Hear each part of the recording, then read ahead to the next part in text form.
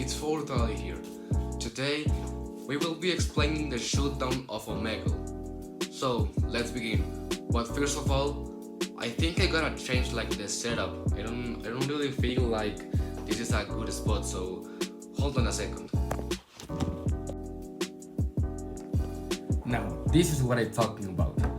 Okay, so I think that we should begin, okay? For the ones that may not know, there is like a tab of a custom site web that is especially for chatting online with people that you may not know. Omegle was one of the most popular of these ones, allowing you to chat to strangers. The idea was in a part it was you and here was like the stranger, and this also allowed you to chat by two forms. The form that is was like text, like writing, or the other one that was in video, in which you can turn your camera and your mic and start talking like if it were a type of video call or something like that. So, what was Omegle used for? Omegle, as we said before, was used for methods of video chat. It was like something to get to know other people. Many YouTubers took advantage of this and based many of their contents on video chats with Omegle.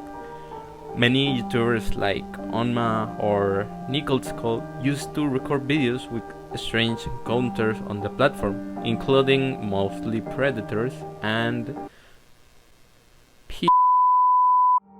After 14 long years in operation, the free video and chat website Omegle has closed permanently. The decision was made by its creator, Leif K. Brooks, amid accusations of sexual abuse of minors that involved the website. The key complainant was Alice. This is not her real name, we're gonna be using this name just for the purpose of the video, who began frequenting the platform at the age of 11, which is, of course, against the rules of the website.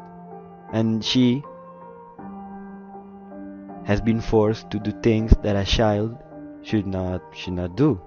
And the woman who manages the account said basically, "I am personally proud that no more children are added to Omegle's body count," said the woman who managed, of course, with complaints to shut down the chat site. He spoke publicly for the first time since the platform's closure, revealing to the BBC, the news outlet, that he requested the website closures as a part of an out-of-court settlement.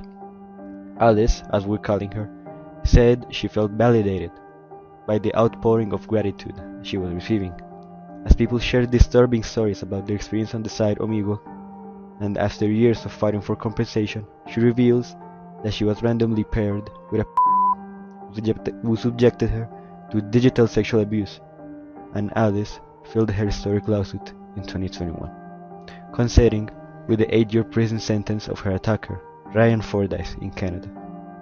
The abuser had collected over 220 images and videos of Alice when she was 11 years old. He had obtained them under pressure, and the digital abuse had lasted 3 whole years.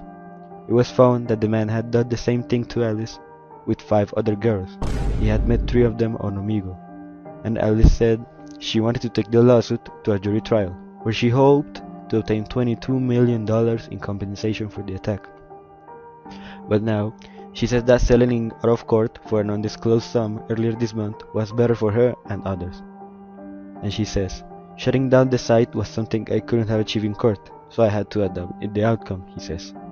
And concluded, of course, to achieve everything we could in court and then get his result now, probably years before we would be able to reach a jury verdict, is something we will never be proud of.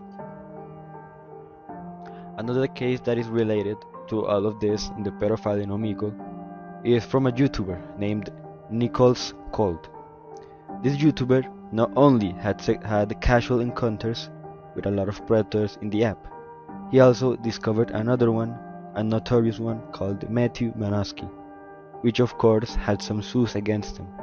He started investigating things about his life, getting research about him, and he actually found out that Matthew Manoski had a wife and even had kids. He had a real family, as he was going on Omegle and being a talking to underage people which not even knowing like the consequences for him and his family.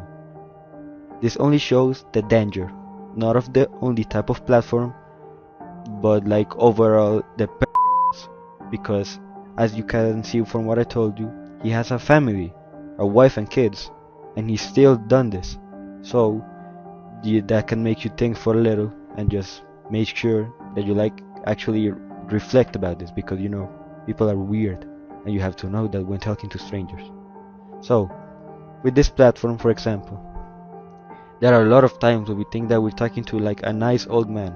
He wants to be friends, okay, that's nice, but maybe his real intentions have something to do with pedophile and being a predator. So a lot of the times we think we are safe, we actually are not. So with all of this I said, now will you keep using the platform, or will you stay away from it, hearing all the consequences that happened?